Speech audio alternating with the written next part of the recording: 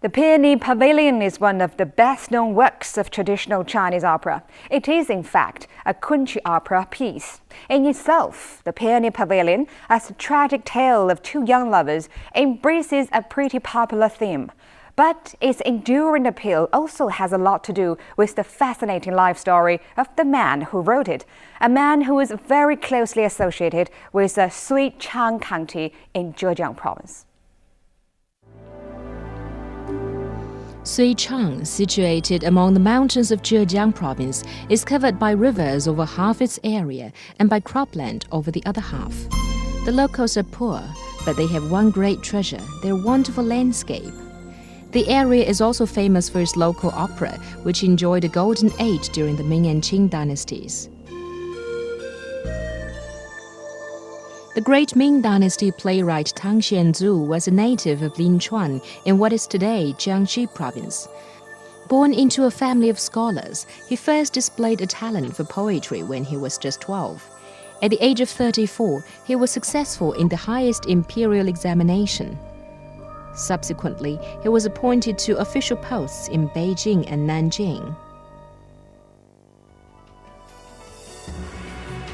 But in 1591, he was demoted and exiled to Guangdong Province as punishment for submitting a number of reports and proposals that were critical of the corruption at the imperial court.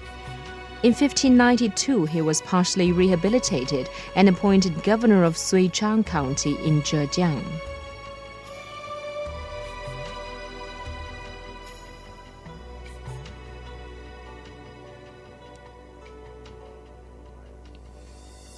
Dushan village is famous for its Ming Dynasty street, which starts from a memorial gateway and ends as an ancestral temple.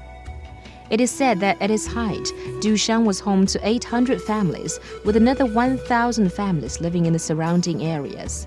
It was at one time the most prosperous place in Suichang. Today, most of the houses are abandoned.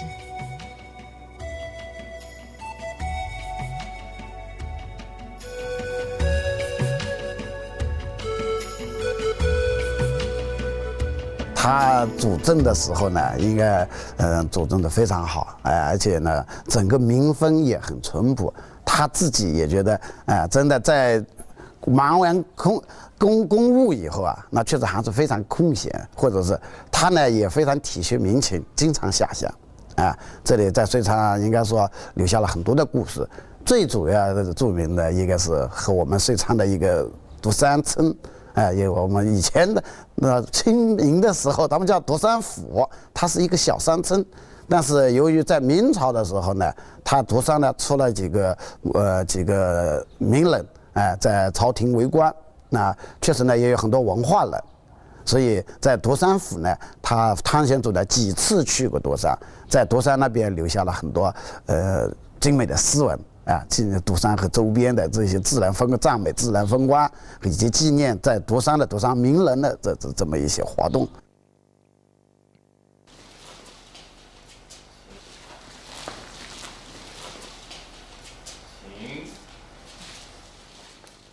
Tang显祖became acquainted with the Yes, a family who also loved to record their travels in verse. Tang显祖called Suichang Paradise and gave himself the nickname Governor of Paradise. Tang显祖loved to visit the local tourist spots, and he is said to have climbed all its mountains and walked beside all its rivers. During these journeys, he also spent time exchanging ideas on Kunqu opera. The latter years of the Ming Dynasty, to be precise, the years 1573 to 1620, was the golden age of Kunqu opera. At the time, it was fashionable among men of letters to perform Kunqu opera, since one's ability in this was thought to indicate one's social status and educational background.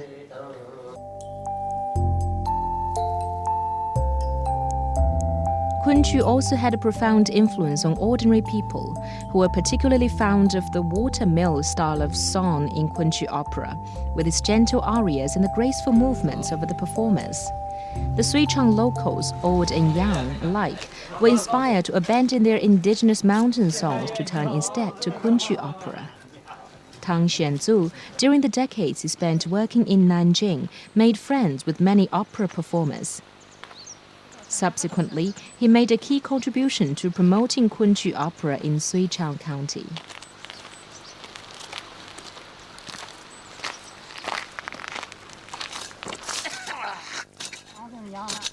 Tang was a good official who cared about how the local people were living. During his time as governor, he adopted measures to develop farming in Shilian, a major grain-producing area of Suichang. Kunqu was originally sung by woodmen. Its birth as a form of opera was brought about by the absorption of southern and northern drama music and wool culture. Kunqu, sung at leisurely pace, is distinguished by the refined, gentle, and graceful flow of its melodies. Tang显祖often spent his leisure time teaching the villagers to sing Kunqu opera.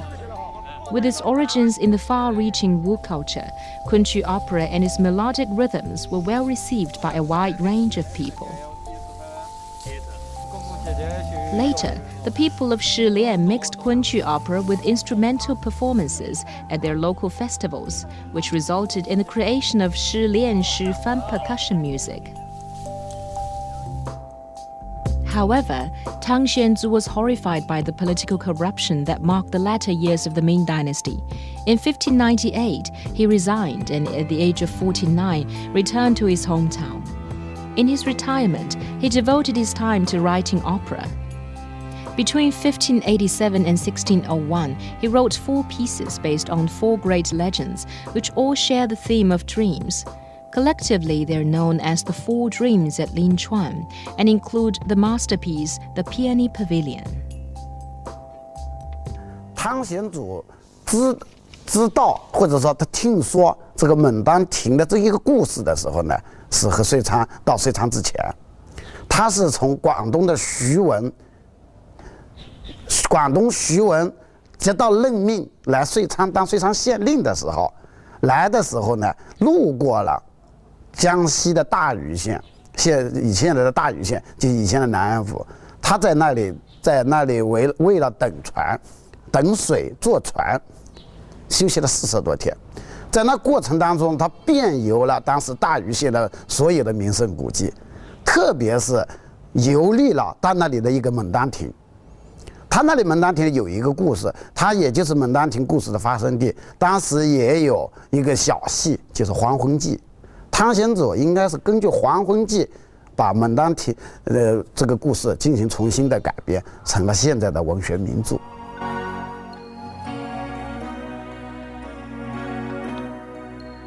The Peony Parvillion tells the story of Du Liniang, the daughter of a senior official in Nan'an, and her meeting with a perfect lover, Liu Mengmei, a young student in her dreams.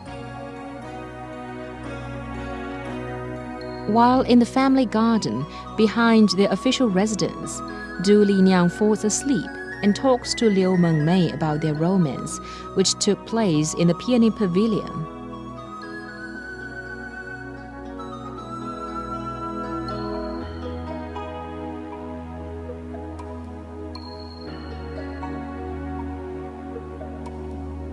After she is wakened from her dream by her mother, Du Liniang becomes lovesick. Inconsolable in her longing, she finally pines away and dies of a broken heart in the seclusion of her chamber. The appeal of the Peony Parvillion is that it is a story about young lovers and about a romance that is doomed. Something else that makes the Peony Parvillion stand out is its early use of chu, a type of notation that was developed in the Ming and Qing dynasties. 那么我们在2000年发现那个石康口村萧根旗，它的一个曲本，它抄了22则曲谱，那么里面有18则曲呢是汤显祖释梦里面的曲本。那么这样子比较，就是说，遂昌民间里传唱的是以传唱汤显祖释梦曲牌为主。 Even though most of the villagers have received a little education, they are all fascinated by the shifan and wear their traditional formal costumes during performances. A veteran artist by the name of Lai Xineng has a manuscript of Chu tunes dating from the Ming Dynasty.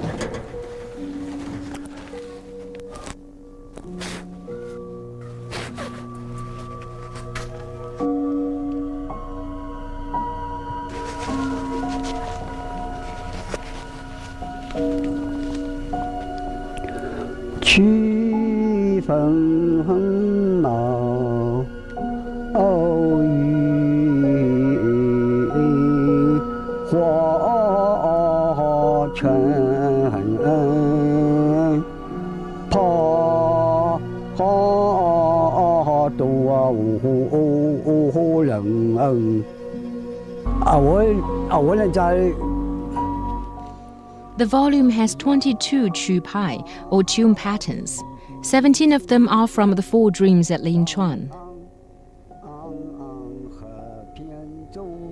The Shifan troupe of Kunqu village is active in promoting the Chu Pai from the Four Dreams at Linchuan. The performers, by sticking to the old ways of musical notation, make it possible to enjoy the Peony Parvillion as it was originally performed. In Shilian, there are several artists with the skills to perform Shifan music. Lai Xineng is one of them. He has established a Shifan music troupe. Thanks to his efforts, Shifan music opera has been performed again at an ancestral temple, having disappeared over half a century ago.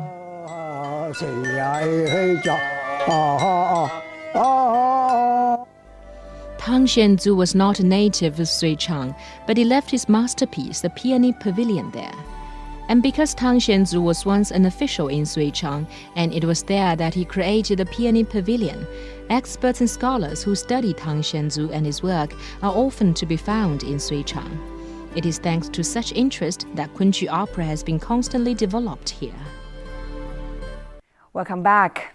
Tang Xianzu, in writing the Peony Parvillion, undoubtedly did a great deal to promote Kunqu opera. In fact, his masterpiece is largely responsible for the development of a unique performing style known as Shifan.